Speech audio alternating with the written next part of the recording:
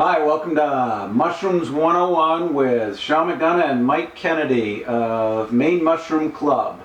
And this is Sean with Positive Diagnosis, and I'm going to give you a little bit of update on the shiitake, lion's mane, kings, and steel oysters. But first, I think what we'd like to talk about is Mike and I, we're both from Maine, and we are trying to just keep mushrooms simple and put out some blocks that we get so that other people can do mushrooms as simple as we are. We're not out to really make any money or anything, but to distribute mushrooms so that those that are foraging and or need stuff for food can have them at a pretty decent price and without a lot of too much difficulty. So we're going to make some videos on how to handle shiitakes, lion manes, king, and steel oysters.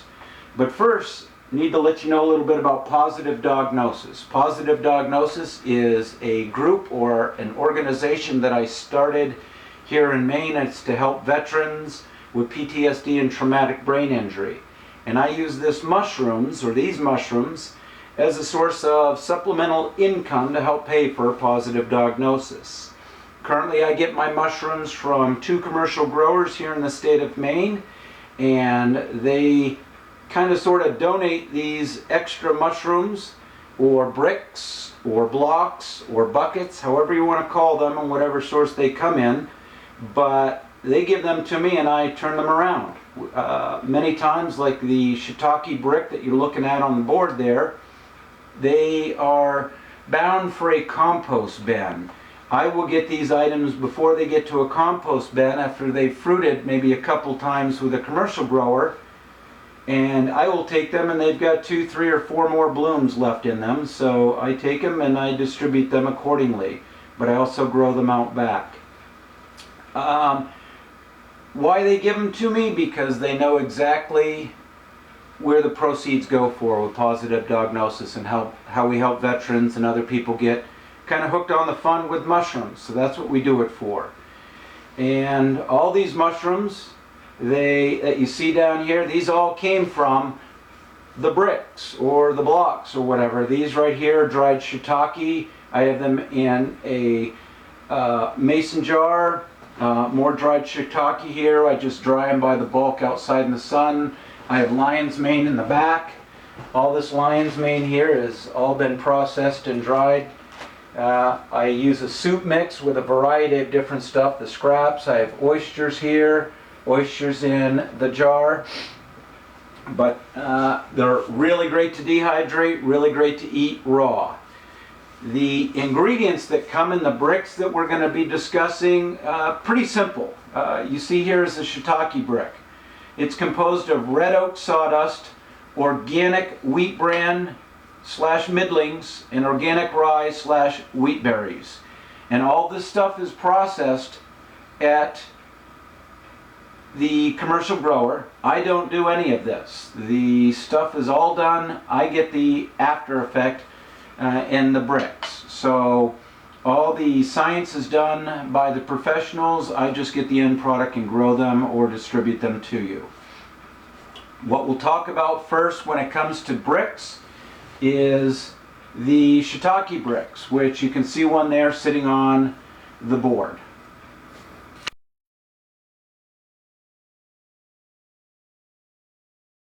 Alright, next what we have here is we have a block or a brick of lion's mane. This block came directly from the commercial grower here in Maine. It is a strain of lion's mane that is actually from Maine, so I call it lion's mane.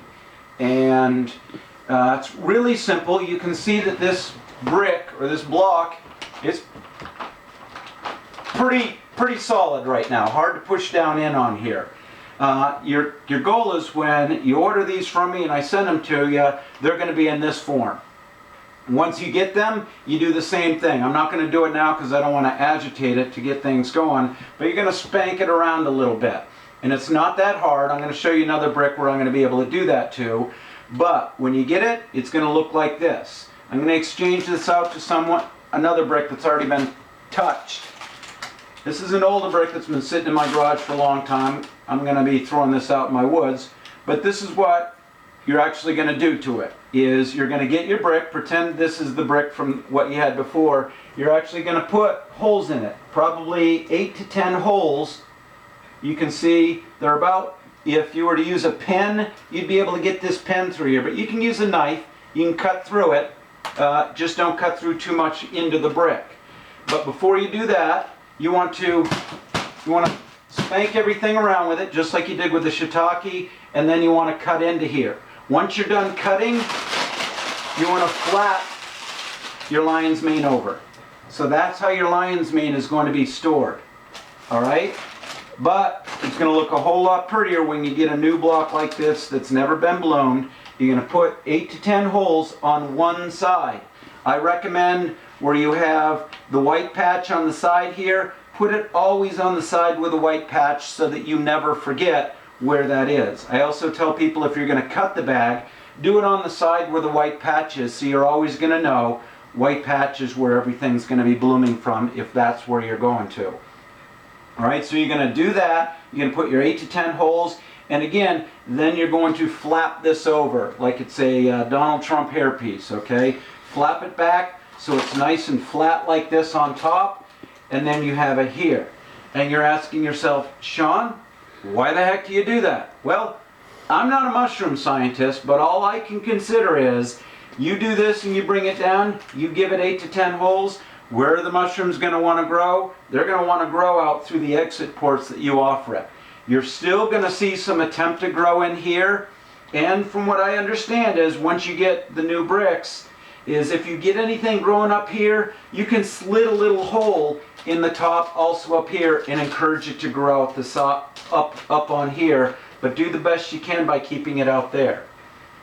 What I like to do with these is I actually put them on plastic or a tarp or whatever that will retain a little bit of moisture that will not seep into the base of whatever that platform is. Let's say this is the top of a plastic lid. You could put this on it, put a little bit of water in here so that it stays moist around it, and continue to mist on here. Keep it misted and moist on the outside of the bag. Alright? You're not going to be finding these little holes and injecting water inside this brick. It's moisture on the outside and moisture down so that it will absorb the moisture through the air. Other than that, that's how you treat a lion's mane block or brick or whatever. And when they come out, they come out in various sizes. Sometimes you're going to see a little bit of yellowing or browning on them. Don't freak out. You just continue to let it grow, and it will do its purpose. Some of them are going to come out maybe as big as a ping pong ball. I've had some the size of a baseball. I've had some the size of a softball or bigger. It all depends. I've actually, later after a few grows, I've cut the whole bag open and I've put this thing on a pallet out back. And just like the shiitake I was telling you about, I thought that these things were done and gone. Later I come by to move them around and I've got lion's mane growing through the pallet underneath. Nothing was growing up on top, but I was getting stuff underneath. So don't be fooled with the top. Always go around on these things and look to see if you've got something maybe growing around on the side, where you may even have to poke another hole in it to offer it an exit port. Okay, these are just the original 8 to 10 that you encourage it to grow out of. And that should be about it. The lion's mane you want to keep probably at about 60, 65 degrees as well. Should be a little bit cool, and which is great because all of these, if you keep them around 60, you should be getting a decent yield with your shiitake, and your oyster mushrooms love it at 60 degrees. So that's your lion's mane.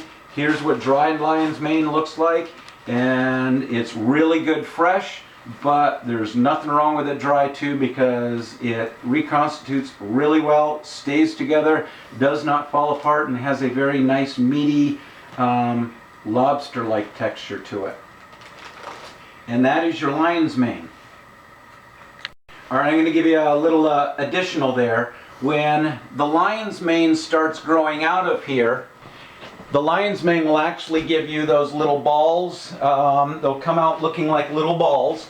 No pun intended. You're going to have something come out like this. your lion's mane will not say Wilson on it, but let's say this is your lion's mane growing out.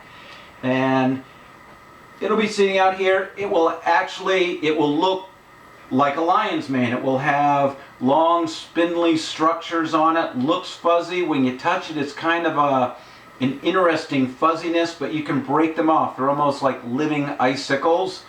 And when you slice into them, they kind of fall off as well, but most of them, as you can see on the side of my stuff here, the little hairs will stay on there. And they're not really hair, they're part of the mushroom, but they give it texture.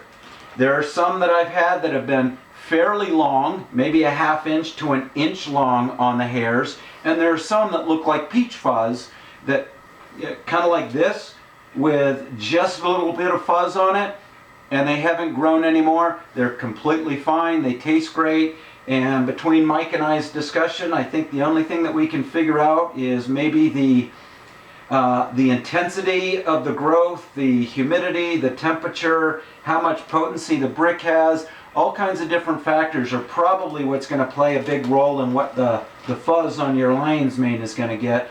But when all else fails, contact Maine Mushroom Club, send us a picture of it, and there are plenty of us that will respond back to you and let you know whether it's cool or not. Most people contact us saying that, oh, it's coming out, I've got a nice little ball, but half of it or a quarter of it's got some kind of brownish, yellowish coloring to it. Again, not a problem.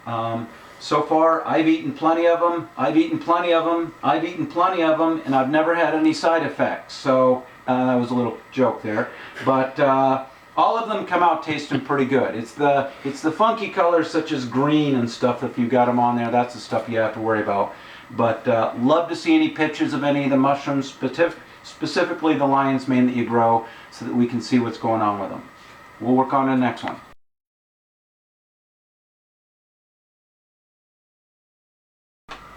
This is the setup I have in my back office area. I just do most of my stuff sitting out on my dining room table anyway, so I put 3 lids down, and 3 lids, each one of them carry about 6 bricks or blocks, and really easy. There's a little bit of water, as you can see down here, just enough to get your hand wet, and it'll pool a little bit, but it allows the moisture to evaporate up into the room, and you can feel it when you walk out from my normal house into this room. It's much more damp in here, but not to the point of too damp.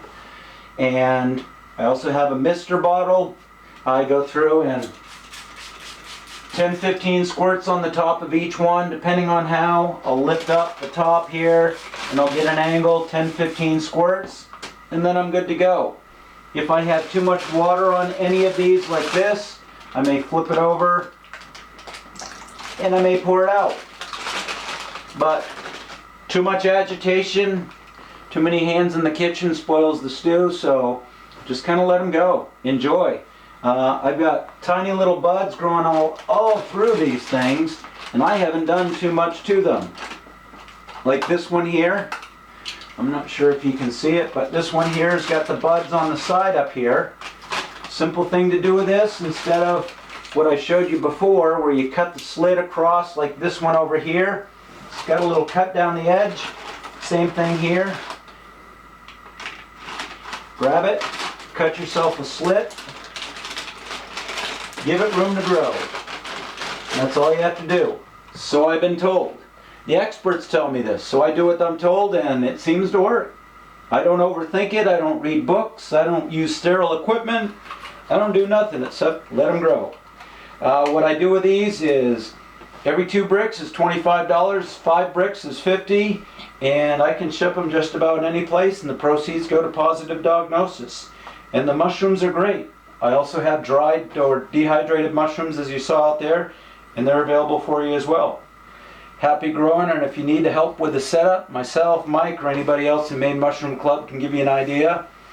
I've also found these little things. These are great, the Accurites. Gives you an idea what your humidity level is and the temperature in the room. Kind of simple. Thank you very much.